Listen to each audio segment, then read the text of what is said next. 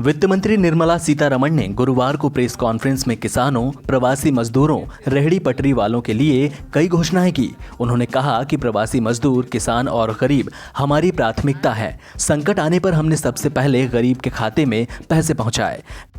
Lockdown जरूरी है, लेकिन सरकार लगातार दिन रात काम कर रही है। वित्त मंत्री ने अपनी घोषणा में कहा कि शहरी गरीबों और प्रवासी मजदूरों के लिए केंद्र ने 11,000 करोड़ रुपए की घोषणा की है। राज्यों से कहा है कि वे प्रवासी मजदूरों के रहने और खाने पीने का उचित प्रबंध करें। कोरोना संकट के दौरान किसानों और रूरल इकोनॉमी के लिए सरकार बड़े पैमाने पर लोन बांट रही है। 1 मार्च से 30 अप्रैल के बीच 86,600 करोड़ रुपए के 63 लाख करोड़ लोन मंजूर हो चुके हैं।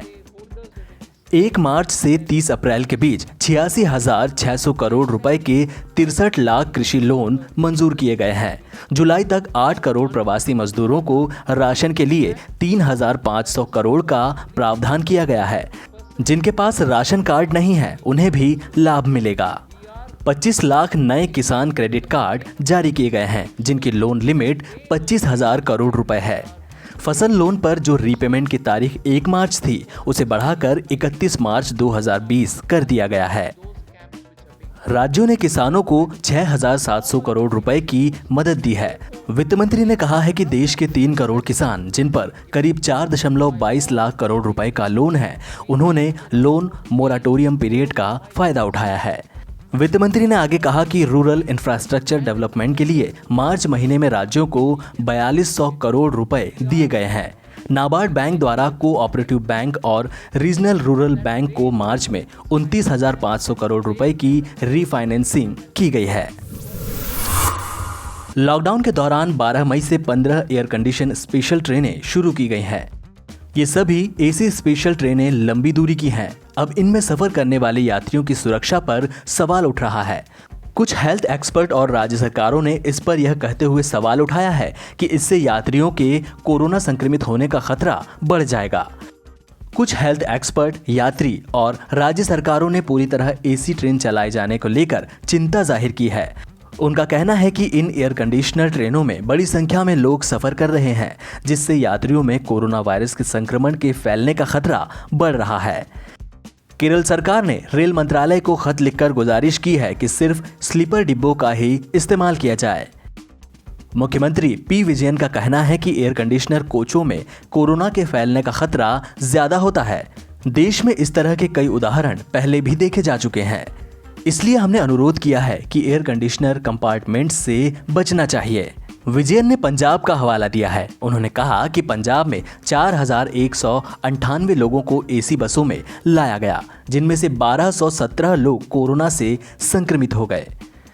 यह संक्रमण यात्रा के दौरान ही हुआ, यानी यात्रा से पहले ज्यादातर यात्री पूरी तरह स्वस्थ थे।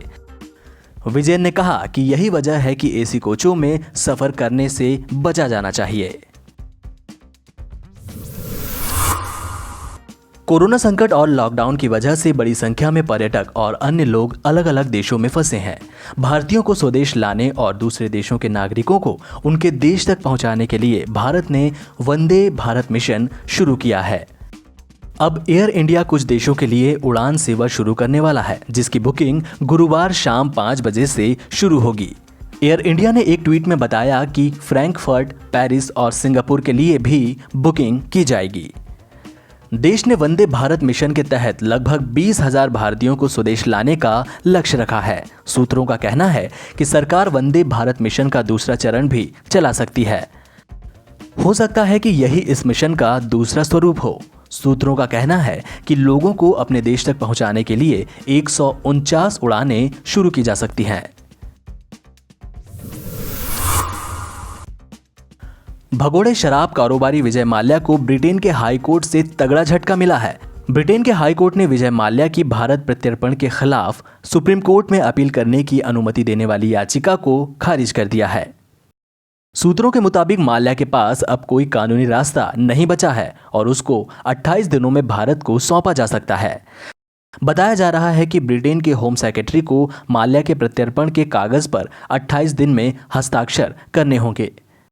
उसके बाद ब्रिटेन का संबंधित विभाग भारत के अधिकारियों के साथ माल्या के प्रत्यर्पण के बारे में समन्वय करेगा। आपको बता दें कि ब्रिटेन के हाई कोर्ट ने पिछले महीने विजय माल्या के प्रत्यर्पण के खिलाफ दायर याचिका को खारिज कर दिया था। माल्या 6,50,000 पाउंड के बॉन्ड पर 17 अप्रैल से जमानत पर चल रहा है। सीबीआई और ईडी को आशा है कि अगले 28 दिनों में माल्या को भारत भेज दिया जाएगा।